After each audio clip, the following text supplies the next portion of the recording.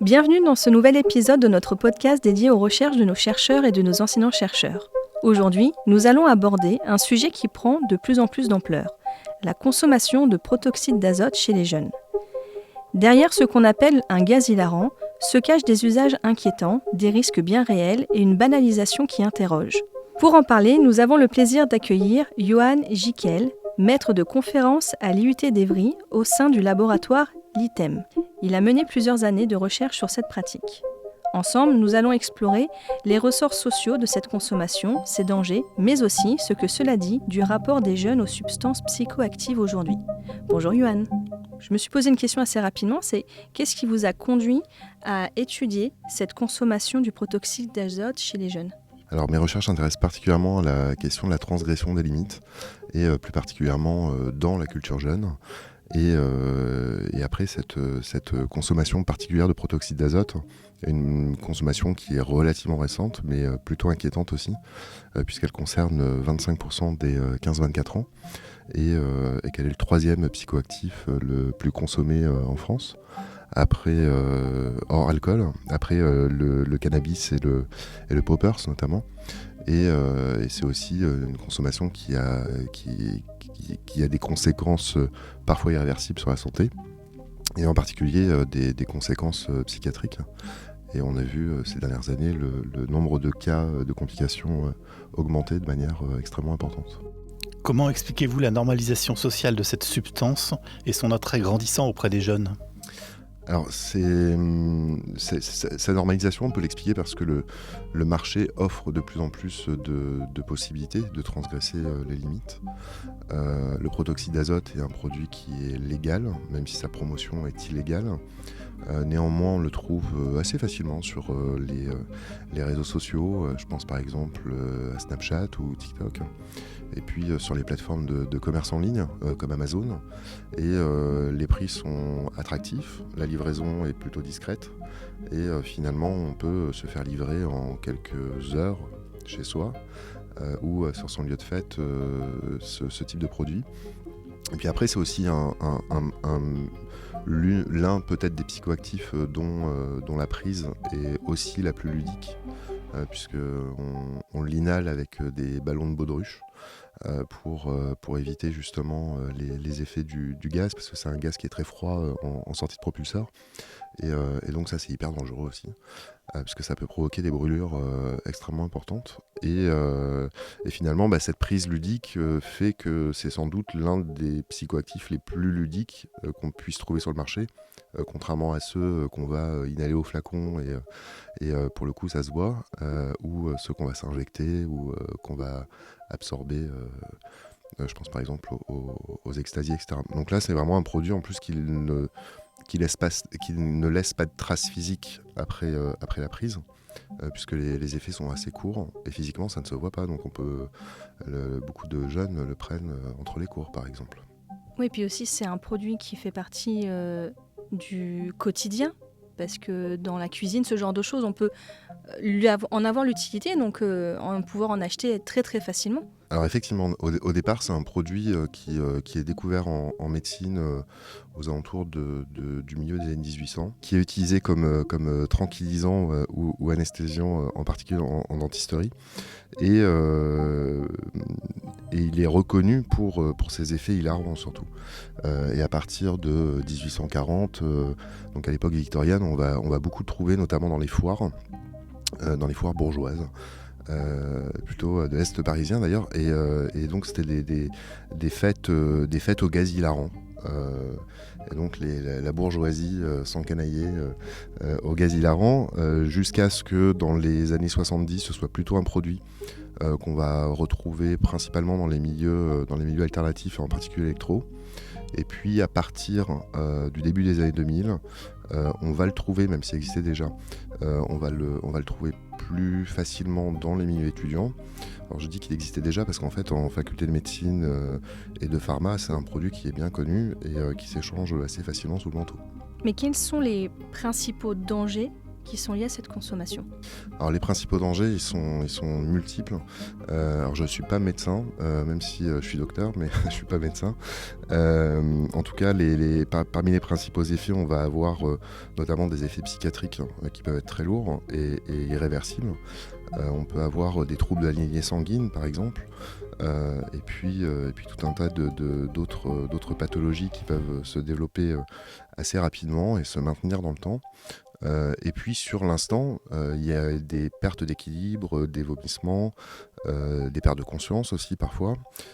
Et donc c'est une consommation qui est à la fois risquée sur l'instant, mais aussi à moyen et à long terme, en particulier quand elle est répétée, mais j'ai presque envie de dire qu'il n'y a pas besoin d'en consommer beaucoup.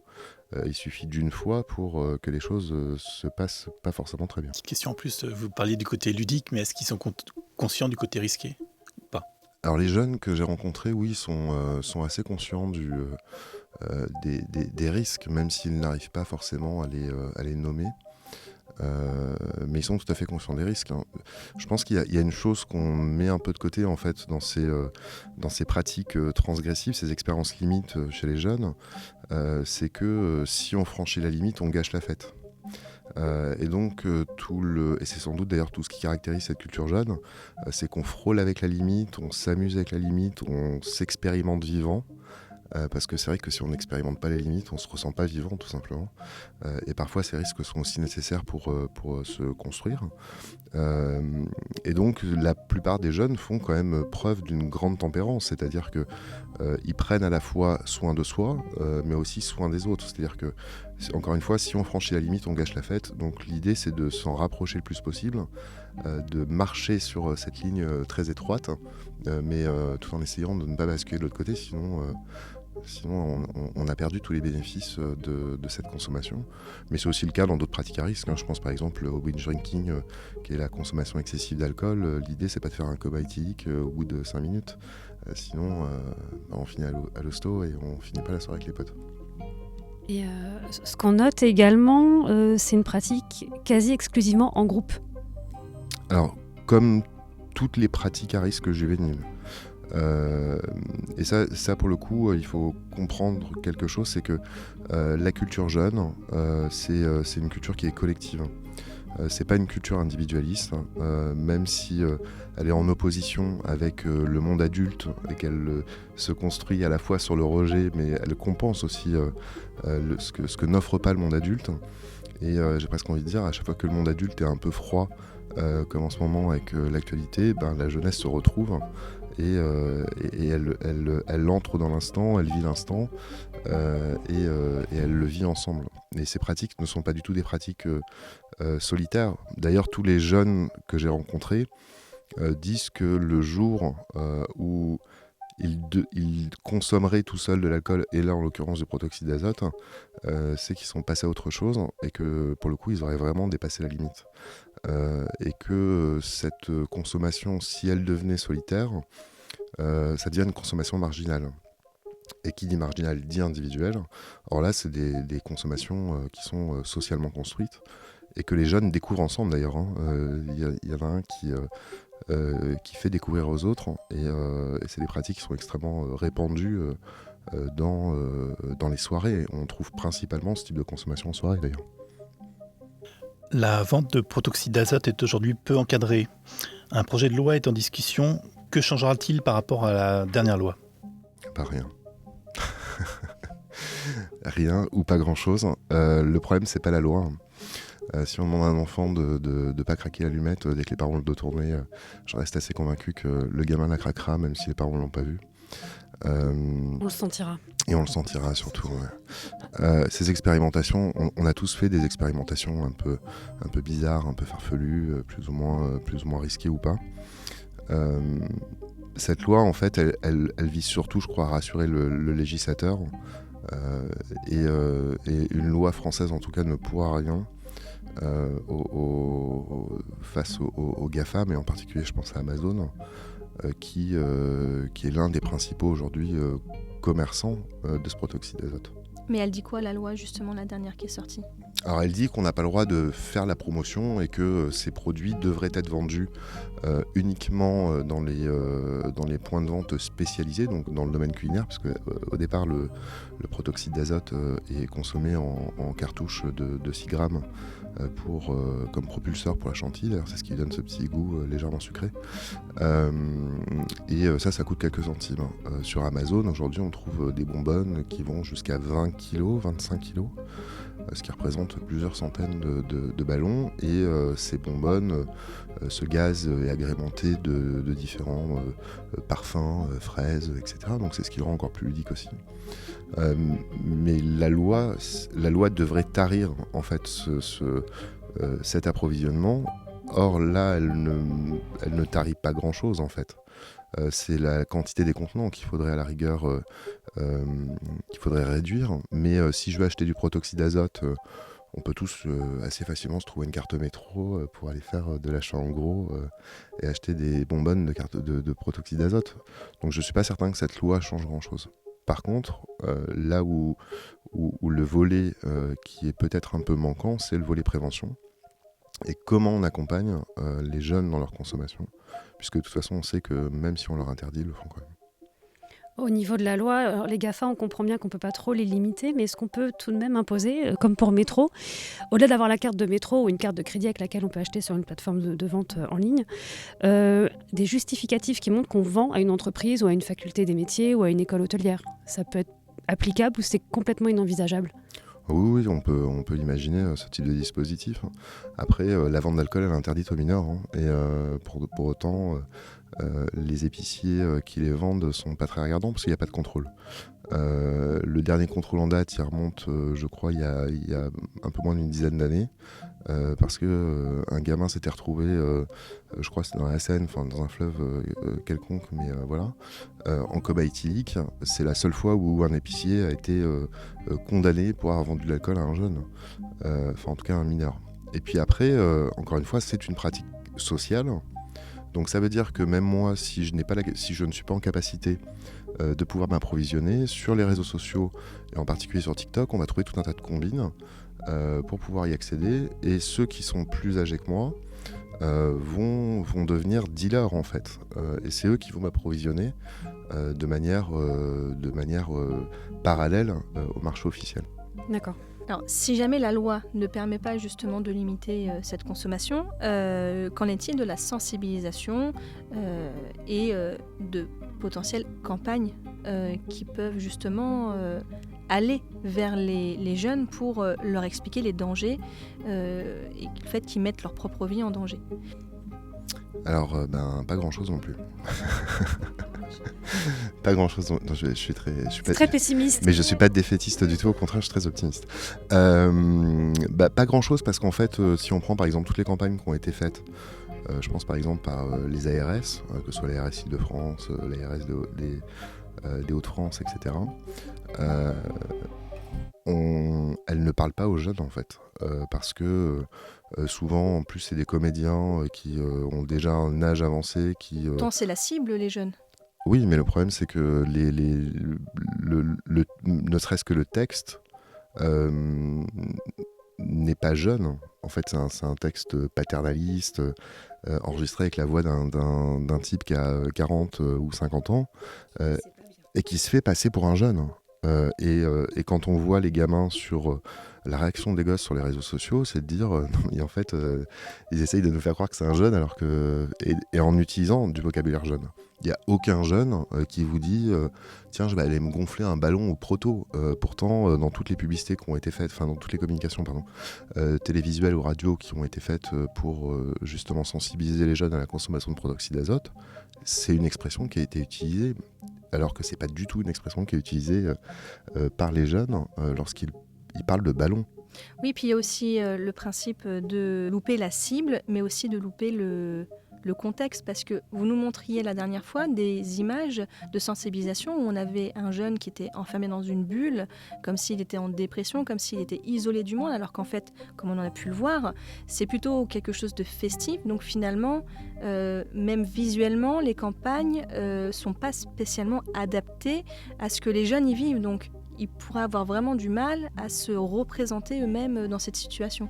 Là, en l'occurrence, la campagne à laquelle vous faites référence, c'est une campagne de l'ARS et qui montre un jeune, mais qui est déjà un jeune en âge bien avancé, parce qu'il a au moins une bonne trentaine d'années, je pense.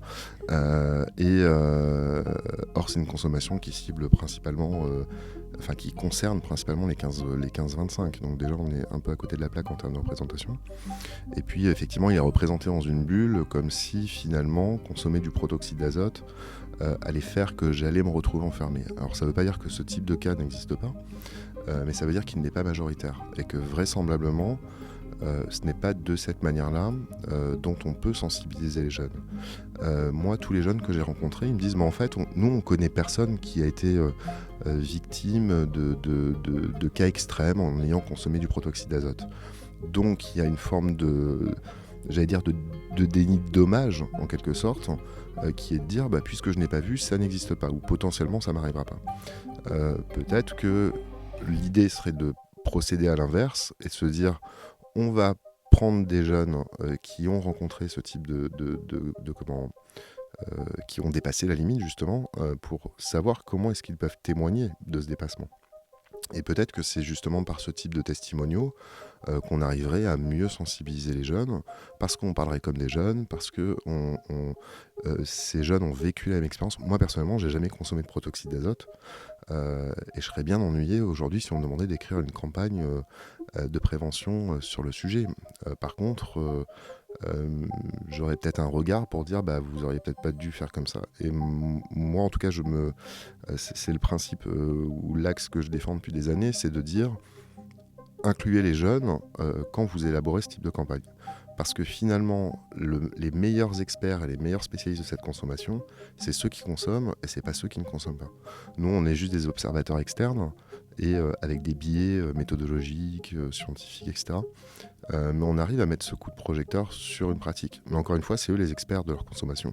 Donc il faut les mettre autour de la table et en discuter avec eux et récupérer leur vocabulaire. Et c'est un peu ce que j'ai fait dans ma recherche en fait. C'est essayer de comprendre c'est quoi leur expérience de consommation. Comment est-ce qu'ils arrivent à découvrir le protoxyde d'azote ? Comment est-ce qu'ils consomment la première fois ? Peut-être comment est-ce qu'ils en sortent ? Comment ils s'approvisionnent ? Où est-ce qu'ils consomment ? Et ça, pour le coup, il n'y avait pas de recherche, ou très peu, à part une étude qui a été réalisée par l'Observatoire des drogues, mais il n'y avait pas d'études scientifiques sur c'est quoi l'expérience de consommation. Donc ça veut dire en fait que toutes les préventions qui ont été menées par les ARS, par les associations, etc., ne reposaient sur aucun fondement, si ce n'était de se dire qu'il fallait avoir une approche individualiste de la consommation, alors que déjà, dès le départ, c'est une approche collective. Donc déjà, on venait de se couper l'herbe sous le pied, en quelque sorte. Du coup, vos recherches vont peut-être donner du terreau à cette future sensibilisation, ou en tout cas alimenter peut-être de nouvelles pistes et avoir peut-être un autre regard. Si c'est le cas, tant mieux. Il y a plein de médecins, addictologues, psychiatres qui se battent depuis des années avec leurs petits moyens, déjà ne serait-ce que pour sensibiliser leurs collègues médecins. Et en particulier dans les facs de médecine. Pourquoi ? Parce qu'on ne sait pas prendre en charge en fait. Alors je parle pas d'un point de vue médical, le suivi psychiatrique, etc. Je parle vraiment, c'est comment est-ce que on arrive à attraper les consommateurs potentiels avant qu'ils expérimentent. Comment est-ce qu'on arrive à les sensibiliser aux risques, encore une fois sans leur interdire, puisque c'est pas le rôle du médecin non plus. Puis aujourd'hui avec les réseaux sociaux, je pense que c'est... Et je pense que c'est un peu peine perdue, effectivement, oui. Après, de mon point de vue, il y a un peu un déport de responsabilité de la part des pouvoirs publics qui est de dire, finalement, vous, associations de sensibilisation aux risques divers et variés, vous, médecins, vous, psychiatres, vous, addictologues, etc., faites avec vos petits moyens dans vos CHU et vos assos, et voyez ce que vous pouvez faire. Et puis, on voit si ça marche ou si ça marche pas. En l'occurrence, ça marche pas puisque le nombre de cas ne cesse d'augmenter tous les ans. Et les moyens, on les coupe aussi. Et les moyens sont aussi plus que réduits. Oui. Moi, j'avais juste une question sur la méthodologie. Comment vous avez réussi à approcher ces jeunes à les contacter ? Et deuxième question, est-ce qu'ils se livrent facilement ? Alors non, il ne se livre pas facilement. D'où la durée de cette étude qui a été particulièrement longue. Mais comme toutes les recherches sur les pratiques à risque juvénile, comment je les ai approchés ? J'ai commencé par les jeunes qui étaient dans mon entourage, qui m'ont présenté d'autres jeunes, et puis on a fini par s'éloigner de mon cercle. Et c'est ceux-là que je suis allé voir. Mais j'en ai rencontré plus d'une soixantaine, et au final, une petite vingtaine a fait partie de l'échantillon. Donc j'ai mené des entretiens individuels avec eux, on a beaucoup discuté. Certains ont pris conscience d'ailleurs après l'entretien que finalement c'était pas un super bon truc le protoxyde d'azote. Donc on sert aussi à ça quelque part. Et puis après, est-ce qu'on les convainc facilement ? Non, très clairement non, pas du tout. Et ça c'est vraiment, je pense que c'est la partie à la fois la plus intéressante, mais aussi la plus difficile, et c'est sans doute ce qui la rend intéressante. Pour finir notre entretien, est-ce que vous voyez par exemple une évolution dans l'avenir ? Comment vous vous projetez sur cette pratique ? Et surtout, comment réduire ce nombre qui augmente ? Alors comment je me projette dans la pratique ? Vraisemblablement, elle ne disparaîtra pas. Peut-être qu'elle va se tarir, et on peut le souhaiter. En toute objectivité, elle sera remplacée par une autre, qui sera peut-être plus dangereuse, moins dangereuse, etc. Encore une fois, ça fait partie, de mon point de vue, de vivre ce moment qui est l'adolescence, quand on est jeune adulte, de faire ce que les parents appellent des conneries en fait. Et notre rôle, nous, en tant que parents, c'est aussi justement de les accompagner, et les rôles du service public, des services publics en l'occurrence, c'est de prévenir les risques. Après, je pense que c'est une question qui est un peu délicate, parce que plus le marché, c'est très politique, on vit dans une société qui est libérale, néolibérale, diraient certains. Dans les sociétés libérales, on considère que chacun doit être responsable de sa liberté. Et que la seule limite à cette responsabilité, c'est notre incapacité financière, juridique, psychologique, sociale, etc., à être libre. Je ne crois pas qu'on soit des êtres très responsables en matière de liberté. Et encore moins quand on est adolescent. Et à partir du moment où le marché offre ou renouvelle les possibilités de franchir la limite, il n'y a pas de fin possible en fait. Dans les années 60, c'était parce qu'on a beaucoup mis, je fais juste une digression, mais on a beaucoup mis par exemple l'accent il y a quelque temps sur les émeutes dans les banlieues. Dans les années 60, c'était les blousons noirs, et ça existait, toutes ces confrontations existaient déjà. Dans les années 60, on ne parlait pas de protoxyde d'azote. Néanmoins, les jeunes consommaient du cannabis. Dans les années 70, c'était le LSD. Il y a tout un tas de produits qui se sont succédés. Est-ce qu'on était plus intelligents dans les années 60 et 70 ? Je ne suis pas particulièrement convaincu. Par contre, est-ce qu'on avait moins accès au marché parce que on était moins informé qu'il y avait cette possibilité de détournement des produits ? Ça, c'est sans doute sûr. Et c'est là en fait, c'est que la régulation, elle ne peut venir que si on arrive à avoir un droit de regard sur ce qui est posté sur les réseaux sociaux. Je ne parle pas de censure, mais simplement une régulation des réseaux sociaux, où quand on a 15 ans, on ne devrait pas pouvoir avoir des démonstrations à risque, des challenges en fait. C'est comme ça que les jeunes les appellent, les challenges. Et si vous regardez tous les challenges sur les réseaux sociaux, ce ne sont que des challenges qui sont liés à des objets de consommation. L'alcool, le protoxyde d'azote, il y a quelque temps c'était le cumin, qui a eu cette idée bizarre, mais l'idée c'était de manger du cumin à la louche. Le problème c'est que ça gonfle dans le gosier, donc on a plus de chances de s'étouffer qu'autre chose. Voilà, donc je suis pas sûr que cette pratique disparaisse, elle sera sans doute remplacée par une autre.